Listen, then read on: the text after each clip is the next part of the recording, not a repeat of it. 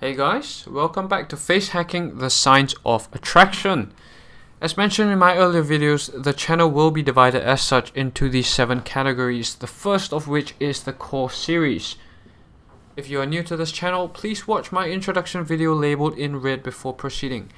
It's very important because it is a sequential process. You have to watch the videos in order, if not, nothing will make sense. And the link to the video is in the description below. So just click on the description and the link will be there. This video will be the second of the core series, what makes a face attractive. In this video, we'll explore exactly what makes a face attractive, and after this video, you'll never look at a face in the same way again. Or at least I hope. Right, so with that, let's jump into the video. Have you ever walked past a particularly beautiful, handsome or good-looking person and found yourself instantly attracted to him or her? Like instantly. There was something about their face that you couldn't take your eyes off and you found very attractive. Of course, not necessarily in public, but in work or at school. So let's see. It looks like plenty of people on the internet have.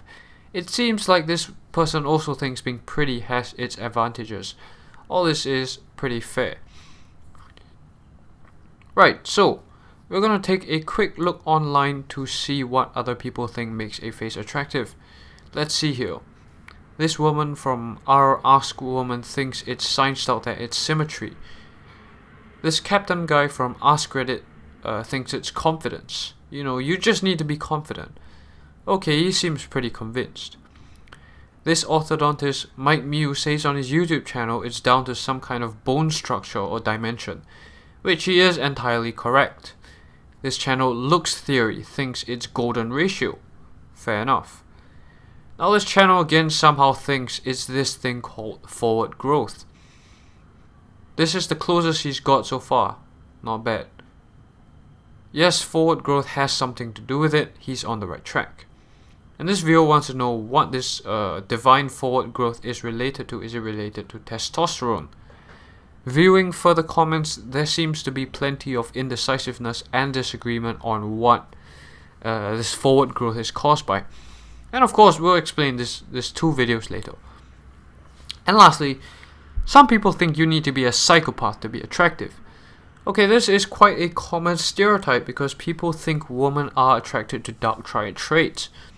I don't blame him for making a video on this. This is quite a common idea. The purpose of covering existing stereotypes is to show that there is a tremendous amount of variance and disagreement on what makes a face attractive. No one really seems to know what is going on, and hence the need for my channel. Okay, so we've got that out of the way, let's explain. I'm going to show you these pictures of attractive people. Now, they all have one similar thing about their face that makes them really attractive. Every single one of them. And I want you to try and use your eyes to see or think or guess what it is. To make it easier for you, it's not golden ratio, and it's not symmetry, and it's not averageness either. So just take a look. Okay, so you probably can't find it. It was a trick question because this feature is not easily discernible from the frontal view without a trained eye. You have to look at the side profile. The side profile of the face allows us to profile a specific bone called the maxilla.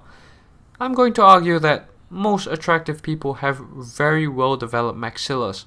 How do we measure how well developed maxillas are? It's simple. We draw a triangle on the side face like so. The most attractive people will have a triangle with an angle closer to 45 degrees, with the line AB being long. If your maxilla is less developed or downward inclined, you end up with a flatter triangle with an angle closer to 90 degrees, with line AB being short. And this means that there is less forward growth. As you can see, you just need to draw the triangle on the side face with 3 points, line A, B, and C.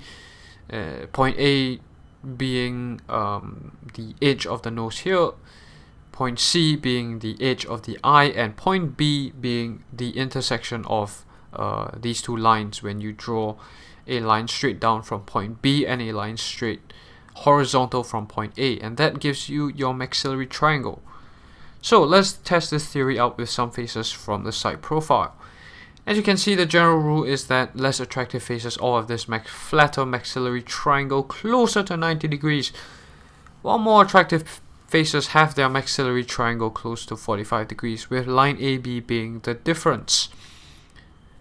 When it comes to facial attractiveness, the maxilla is king. This bone is what makes or breaks your face. This bone is what makes you the guy that is just a friend, you're nice, but she's not really interested.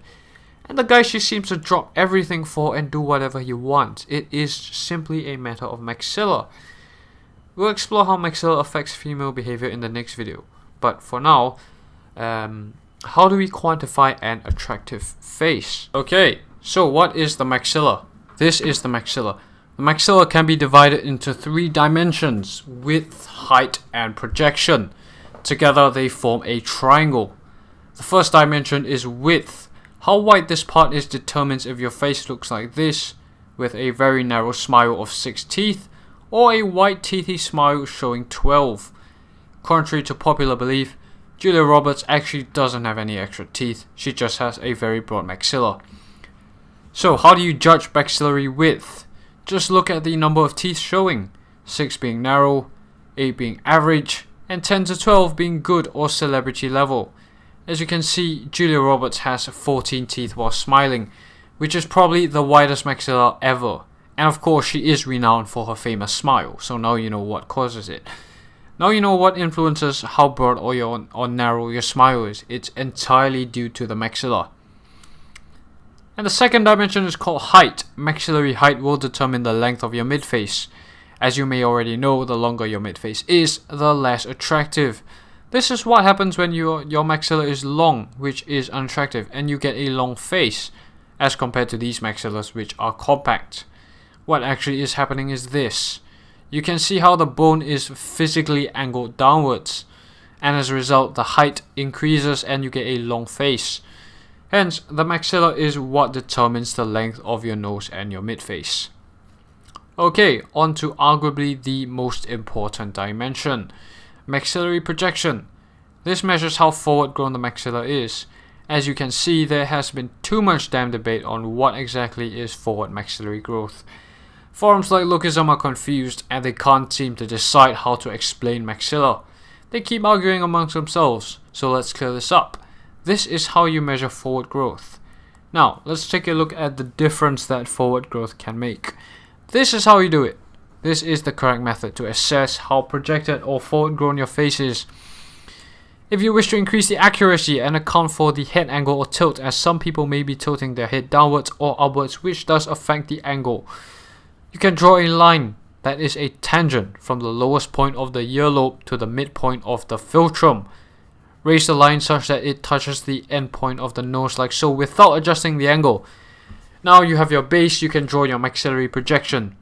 This standardizes the forward growth and takes into account the head angle.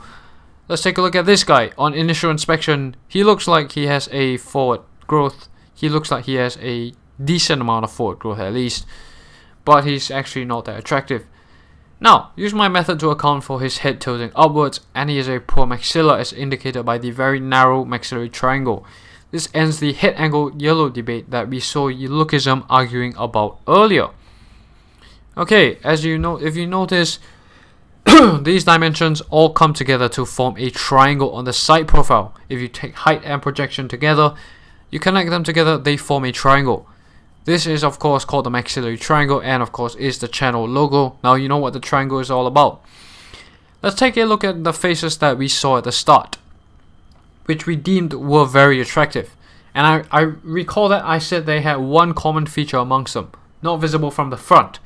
But if you take a look at how they look from the side, you'll realize something. If you draw the triangle and you take into account projections, they all have very well developed maxillas, as you can see by their respective maxillary triangles and their maxillary projection. Faces with an angle of 45 degrees generally are the most attractive, and faces with an angle closer to 90 degrees indicates a flat and recessed maxilla. This of course is less attractive.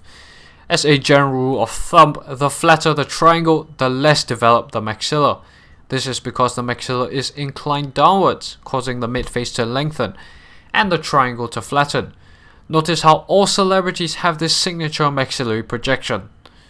With a strong, well-developed and projected maxilla, the teeth position when smiling will clearly be in front of the eyeline. With a poorly developed downward inclined maxilla, the teeth position will be closer to the eyeline. Now you can see the difference in these pictures. Note the position of the front teeth, of course, is all relative to the eyeline, and of course, what determines the position? Again, it's everything to do with the maxilla. Facial asymmetry is caused by an asymmetrical maxilla as well. What goes on is that maxilla actually is one side of maxilla rather is actually downwards or higher than the other. As a result, the entire face appears lopsided. Now you know. The maxilla also determines how sharp or strong your jawline is. A strong maxilla allows for space for the jaw to grow properly, whilst a poor maxilla restricts the space for the jaw, causing it to remodel downwards and sink into the neck. These pictures illustrate the difference. In this case, the mandible actually does physically remodel downwards and is a result of a poor maxilla. So now you know what a poor maxilla is, a poor ugly jawline is caused by. It's not caused by low testosterone like many of you think. Or nor is it genetics. It's entirely a matter of the maxilla, how projected it is basically. Okay, so that is it. If you've learned nothing, just remember that this is a poor maxilla and this is a good maxilla. As you can see, the most important thing is projection, as the guy with a weak jawline has almost no projection at all, and while the guy with a strong jawline has a very strong projection. Now, I hope you see the difference that the maxilla makes. But why is maxilla so important? The true nature of the maxilla only starts to shine when we link it to human behavior. And in the next video, I'm going to show how the female mind works in choosing partners and attraction. There has been lots of complexity and puzzlement of men trying to decode female behavior. What does she want in a guy? The age-old question of what do women want has sparked endless pointless debate. And the truth will be revealed in the next video. It's a matter of maxilla, and it's much simpler than you think. Hence, in the next video, I'm going to be explaining how the female mind operates, or how women choose male partners based on maxilla. And with that, we'll be able to account for every single female behavior. For example, why you get friend zoned, it's a matter of maxilla. Why do you get rejected? Related to the maxilla. Why do they reject nice guys but end up dating jerks? It's not so much personality in this case, it's all related to the maxilla. And all these female behaviors are innately related to maxillary dimensions. Hence, the necessity to set up a clear, easy to understand system of how to quantify the maxilla. And again, as we did in the previous video, I am looking for these partners to work with. If you fall into these categories, please do email me. I really, your partnership is very much welcome. Academics with research interest in facial attractiveness and mate choice, again to publish literature, orthodontists for a solution, and members of the public with video editing and graphic design skills, especially if you're skilled in After Effects. I really need that will be really good. Programmers for web design, and of course in my next video we'll be talking about how women choose male partners, or what women want in men, and it will be out in 4 days if my schedule allows for it, so stay tuned. In the meantime, please remember to like, comment and subscribe, and I'll see you guys in the next video.